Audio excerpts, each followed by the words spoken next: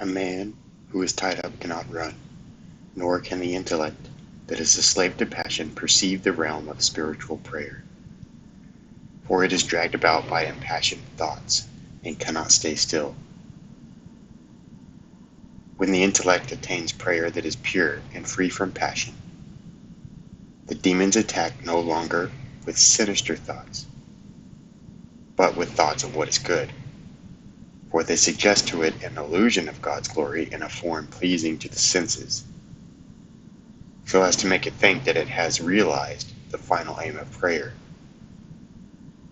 A man who possesses spiritual knowledge has said that this illusion results from the passion of self-esteem and from the demon's touch on a certain area of the brain. I think that the demon, by touching this area, changes the light surrounding the intellect as he likes. In this way, he uses the passion of self-esteem to stir up the intellect to thought, which fortuitously attributes form and location to divine and principal knowledge, not being disturbed by impure and carnal passions, but supposing itself to be in a state of purity.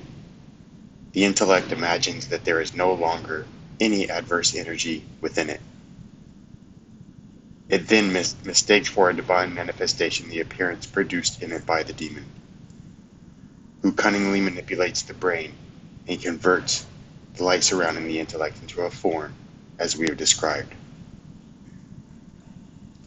When the angel of God comes to us, with his presence alone, he puts an end to all adverse energy within the intellect and makes its light energized without illusion.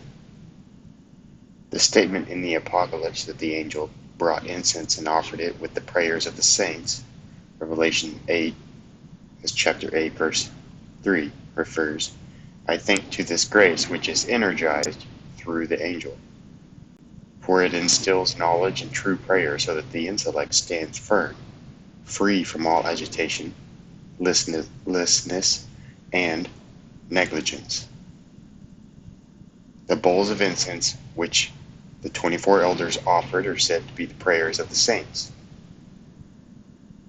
By a bowl should be understood friendship with God or perfect spiritual love, whereby prayer is energized in spirit and in truth. When you think that you do not need tears for your sins during prayer, reflect on this. You should always be in God, and yet you are still far from Him. Then you will weep with greater feeling.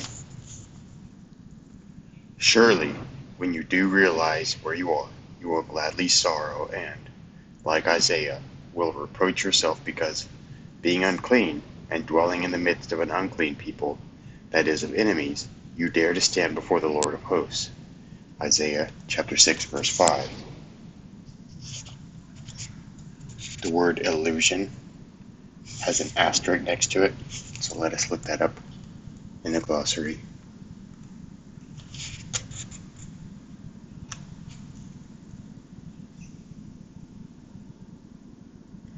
Illusion, in Greek, plani, P-L-A-N-I.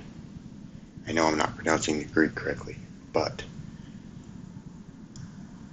the definition is, in our version, sometimes also translated delusion, literally wandering astray, deflection from the right path, hence error, beguilement, the acceptance of a mirage mistaken for truth. The literal sense of sin as missing the mark. Sin and illusion are used interchangeably, it seems.